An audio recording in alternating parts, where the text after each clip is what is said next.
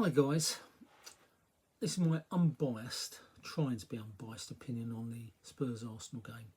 I've just sent up a video or a blog, whatever you vlog, whatever you want to call it, to all those Spurs supporters that I got some real nasty abuse from over the last few days. And you treat people like they treat you. That's how I see it. I try to be unbiased and I try to be fair. I try to be a nice guy, to be honest. So to you Spurs supporters that have come back to me, and we do have a dialogue, which is pretty decent actually. Regretfully, the majority really, I mean, after that Kane vlog that I put up saying he's still the best centre forward in England, but he's not going to be good enough for the World Cup in 2 years' time. I got honestly just got rude abuse. So this is to you Spurs supporters. I apologise for the previous vlog. But you know, you talk to people like they talk to you. But my take on the Spurs Arsenal game was really the facts are I thought we were going to lose. Maybe I overestimated you guys. I thought without Odegaard and Rice we were in trouble. I really did. I thought Jorginho would tire in the last 15-20 minutes and there's nobody to replace him in the middle, which would have left us really lightweight, which in fact it did. You know, we're bringing on an 18-year-old who's only played 2 seconds previously, and we're bringing on Sterling. I mean, and we're bringing on Jesus, who's just come back from an injury, so definitely not fit, not match fit. So I thought actually we'd score 1 goal, but I thought we would tire and you'd smack in a couple in the last 15-20. Okay, you didn't, and I think the real reasons for that are that Son is playing out wide on the wing. I don't think he's a winger. I'm not saying he's not a good player, but he's not a winger. He's not good enough.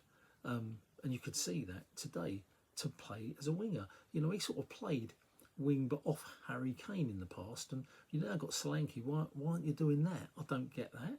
That's Postecoglou doing that. Your midfield. Maddison's not playing well. I actually wanted Maddison to come to Arsenal. I'd love that. Not as a first team player, but if Odegaard ever got injured, but I honestly thought he was a good player. He seems to have lost it, so he's not doing for you. I don't know what you want. Your entire midfield. Basuma I do like, and so I think you missed him today. But I thought your midfield was a lot of huffing and puffing, but there was just nothing there. I mean, that second half, did you create a chance? You didn't. And I just tend to feel that there's something in that midfield that is just not right. It lacks creativity. And with Basuma there, I think it has got the fight, to be frank. But it lacks creativity. And Solanke, I think, will fit into that team. But I think he needs more support. Glenn Johnson, I just don't think is it, guys. And the other guy you brought on to replace him, I can't remember. He doesn't look it either. So I think you're playing Son in the wrong position. Vernon, I don't understand why you ever got him back. And so I see so many problems there. Your defence, well, I don't get it. Cause I think that's I actually think that's a bloody good defence. I don't think Poro's as good as you guys think he is. And ultimately, we did a job on you. We came knowing we didn't have our playmakers in the middle. We, one of the best, if not the best defence in the Premier League. We held back, as I said I would in the previous vlog, and we just held it, slowed it, and then we won on that 1 goal, from a corner. God, why haven't you guys got that right yet? So I blame Andrew Pot. In the end of the day, you've got to blame the man at the top, the manager. It's not the first time you've lost from set pieces. So something's wrong there. Something is Romero is a great player, but I think he lacks something sometimes, doesn't he? He lacks a bit of concentration. Sometimes he's a bit, goes over the top. Okay, he's not done that for a while, but it's early doors at the moment this season. So there's something there. You've got a great Van Venden or whatever his name is. He looks brilliant, but maybe you need to improve. The left fullback, Doggy, I think is great. Porro, I'm not sure about, be honest. I think you need to improve that other centre half, Romero. I know everyone's going to go, you're nuts. I'm just not sure that is right for the English Premier League football. I think he loses his head. And I think at corners is the guy that, and set pieces is the guy that lets you down. Anyway, that's my take on it. I thought Arsenal played brilliant. They played exactly the game plan that they wanted to. They were trying to catch on the break, which, you know, nearly came off a couple of times. And our defence is so good, isn't it? I mean, that Timber now at left fullback is just, you know, hard to beat. He's fast, hard to beat. White didn't have a good game today. That's his worst game I've seen this season.